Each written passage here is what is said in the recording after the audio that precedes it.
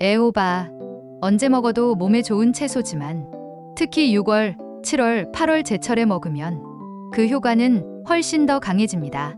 제철 애호박은 영양소가 가장 풍부하고 당도와 수분이 균형 잡혀 맛도 뛰어납니다. 게다가 여름철에 필요한 수분 보충과 체온 조절에도 제격이죠. 칼륨, 비타민, 베타카로틴까지 온몸에 이로운 성분이 가득한 채소. 애호박 하나로 혈압, 장 건강, 눈, 뼈까지 챙길 수 있다는 사실 알고 계셨나요? 이 애호박의 효능부터 궁합 좋은 음식, 피해야 할 조합, 주의해야 할 사람, 건강하게 먹는 법까지 모두 빠짐없이 알려드릴게요. 놓치면 손해입니다. 애호박의 효능부터 알려드리겠습니다. 첫 번째, 혈압을 안정시켜 줍니다. 애호박에는 칼륨이 풍부하게 들어 있습니다. 칼륨은 몸속의 나트륨, 즉 소금을 밖으로 배출해주는 역할을 합니다. 그래서 평소 짜게 먹는 분이나 혈압이 높은 분들께 특히 도움이 됩니다. 칼륨은 혈관의 긴장을 낮추고 혈액순환을 원활하게 만들어 고혈압 예방과 혈관 건강 유지에 중요한 역할을 합니다. 또한 애호박은 수분 함량이 높아서 체내 노폐물도 배출되기 쉬워지고 자연스럽게 혈압 조절에도 더 유리한 환경을 만들어줍니다. 두 번째, 소화 기능을 돕고 변비를 예방합니다. 애호박은 조직이 부드럽고 섬유질도 연해서 속이 약한 사람, 특히 소화력이 떨어진 분들에게 아주 적합한 채소입니다. 특히 수용성 식이섬유가 많아 위장에서 젤처럼 변해 음식물이 장을 더 부드럽게 통과하도록 도와줍니다.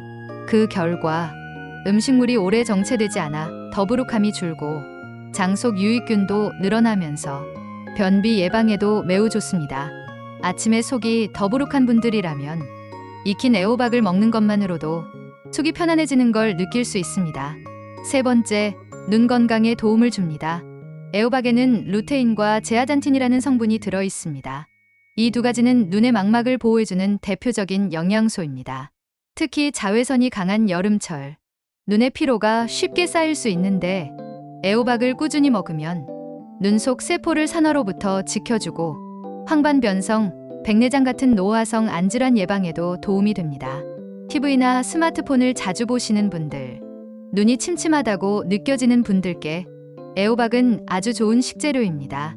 네 번째, 뼈 건강과 골다공증 예방에 좋습니다. 애호박에는 칼슘, 마그네슘, 비타민 K가 모두 들어 있습니다.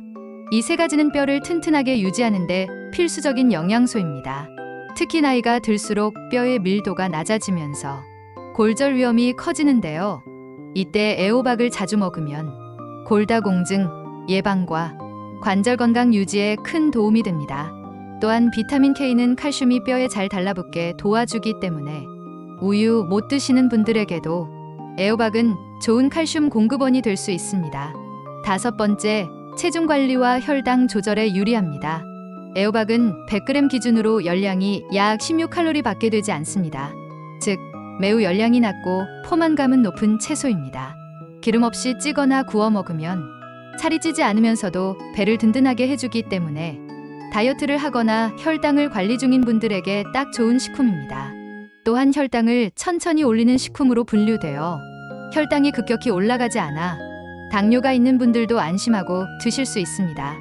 여섯 번째, 염증을 줄이고 노화를 막아줍니다.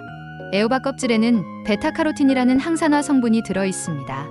이 성분은 우리 몸의 세포가 손상되는 것을 막아주고 노화 방지, 만성 염증 억제, 피부 보호까지 도와줍니다.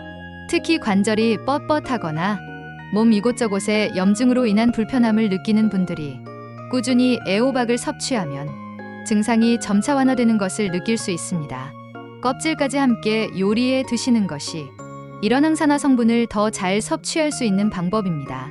이렇게 애호박은 몸속 혈압부터 뼈, 장, 눈, 피부까지 전신 건강에 두루 좋은 영양소를 가진 채소입니다.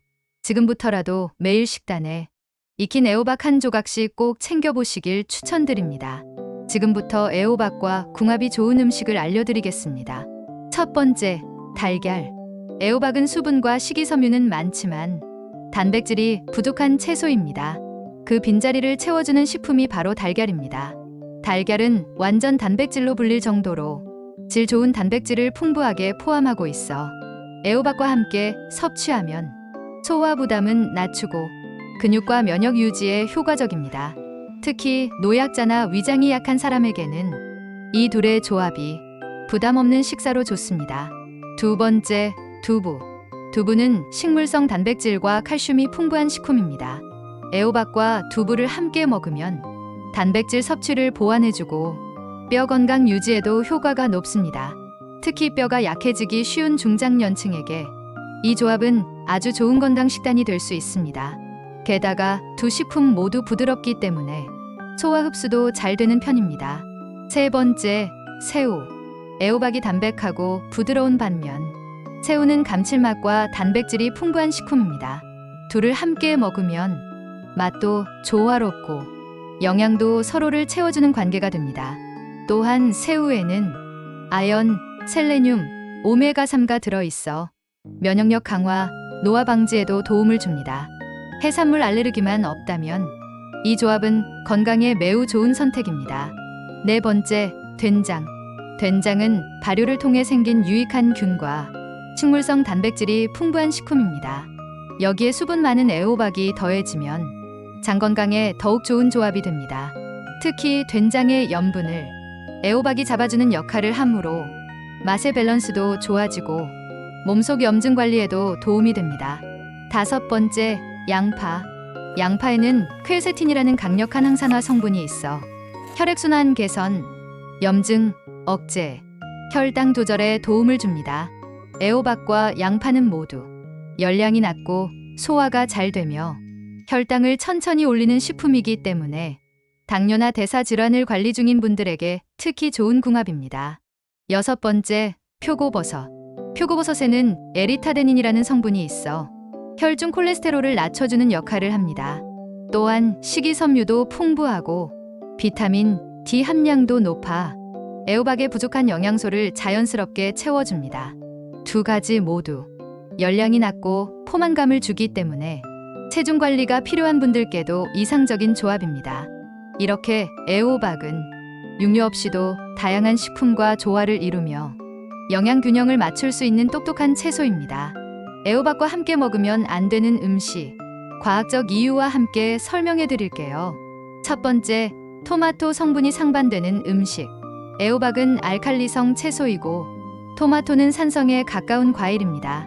이 둘을 함께 먹는다고 해서 당장 해롭진 않지만 위산과다나 위가 민감한 분들에겐 소화에 혼란을 줄 수 있어 주의가 필요합니다.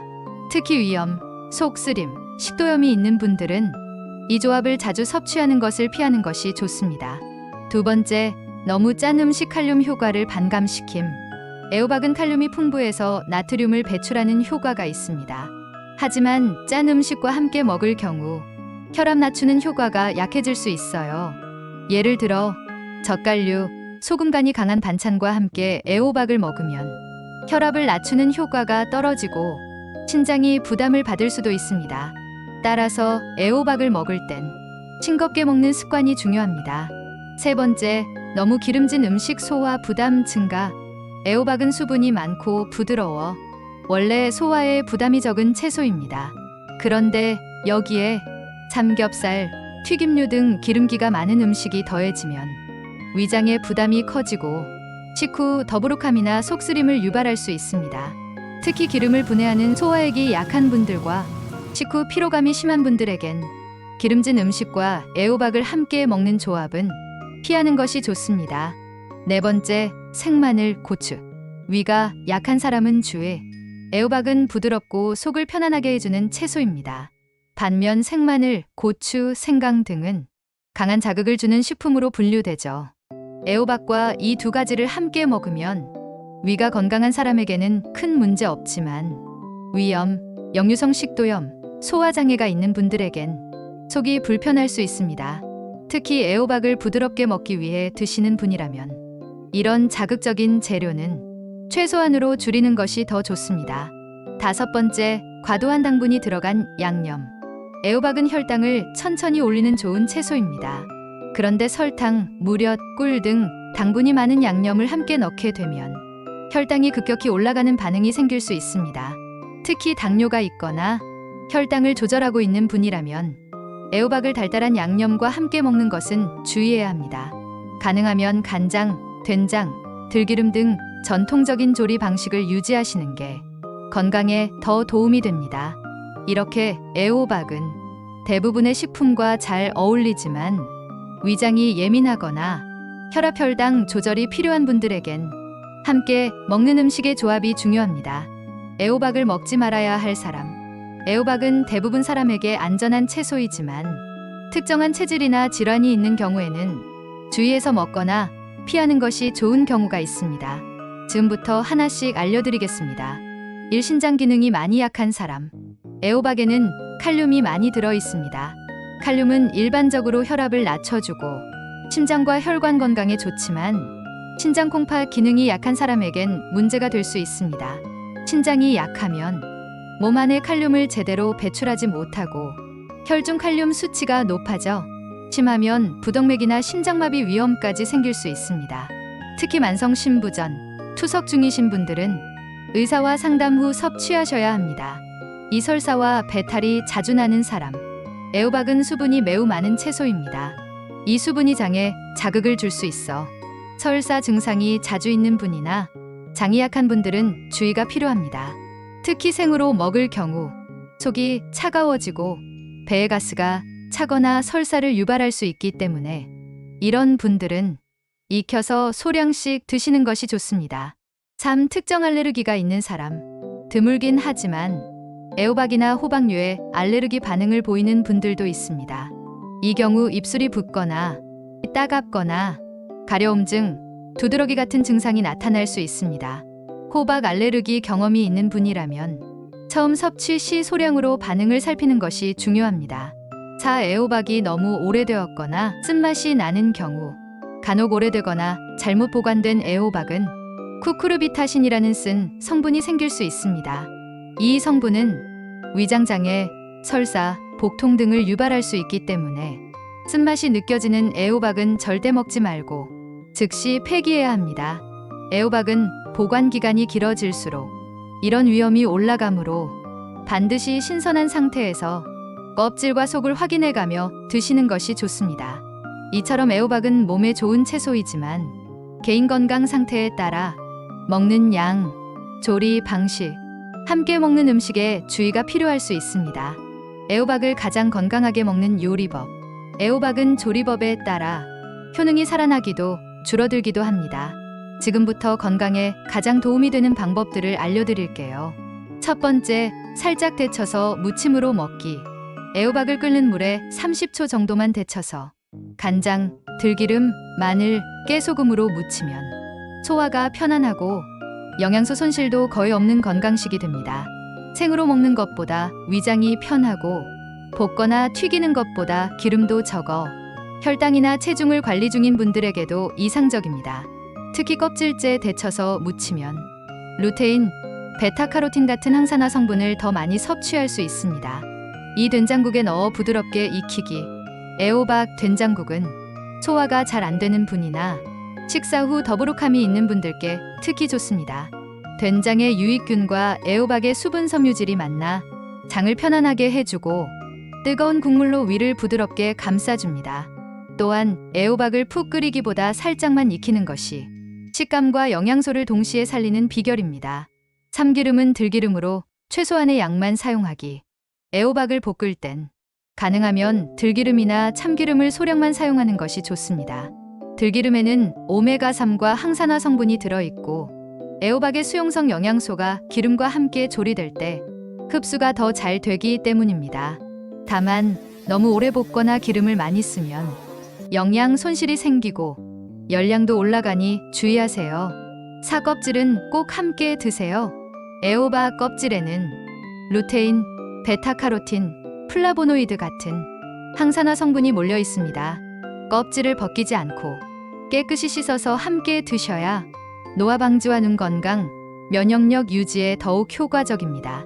이렇게 애호박은 조리법을 살짝만 바꿔도 몸에 더 잘 흡수되고 건강 효과를 극대화할 수 있습니다. 지금까지 애호박의 효능, 궁합 좋은 음식, 피해야 할 조합, 주의해야 할 사람, 최고의 조리법까지 모두 자세히 알려드렸습니다. 이 영상을 끝까지 보셨다면 오늘 식탁이 더 건강해지실 겁니다.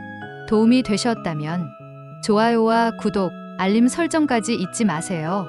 당신의 건강을 위한 더 좋은 정보 계속 전해드릴게요. 감사합니다.